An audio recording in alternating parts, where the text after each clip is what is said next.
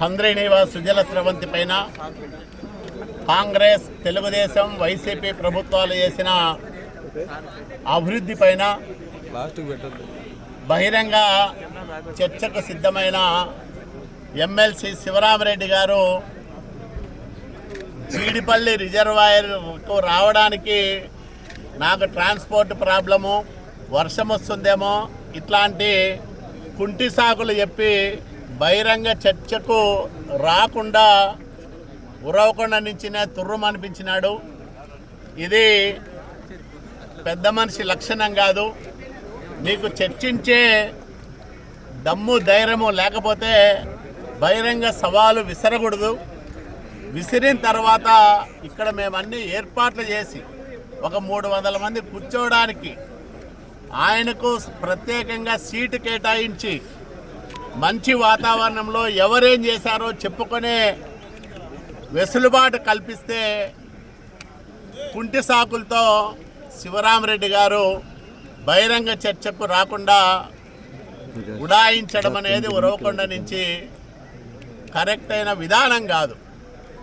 YCP నాయకులు 19-24 మధ్య హంద్రీనివా పథకానికి తీవ్ర అన్యాయం చేశారు కాబట్టి, నిధులు ఇవ్వకోకుండా ఈ పథక లక్ష్యాలను నీరుగార్చారు కాబట్టి వాళ్లకు బహిరంగ చర్చలో పాల్గొనే దమ్ము ధైర్యము లేదు.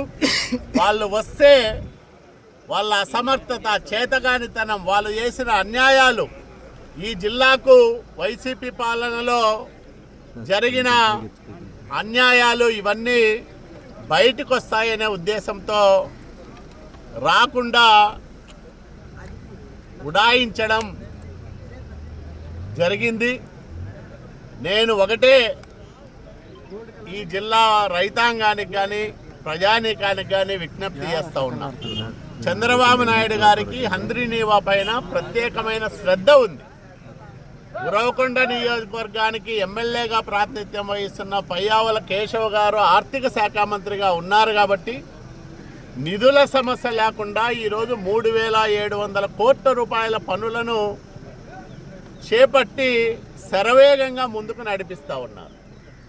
ఇరిగేషన్ శాఖ మంత్రి నిమ్మల రామానాయుడు గారు ప్రతి వారము దీనిపైన సమీక్ష చేసి ఇప్పటికి 2 సార్లు వచ్చి మొదటి దశ, రెండో దశ పనులను స్వయంగా పరిశీలన చేశారు.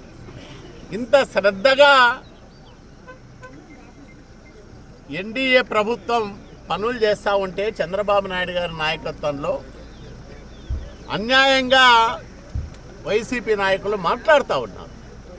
మీ మాటలు కట్టిపెట్టండి, జరుగుతున్న పనులను కల్లారా చూడండి, చేస్తున్న అభివృద్ధిని మెచ్చుకోకపోయినా మౌనంగా ఉండండి. అంతేగాని హంద్రీనివా పైన అవాకులు చవాకులు ఎవరు పేలినా నిజాలు ప్రజల ముందు ఉంచడానికి మేము ఎప్పుడూ సిద్ధంగా ఉంటాం.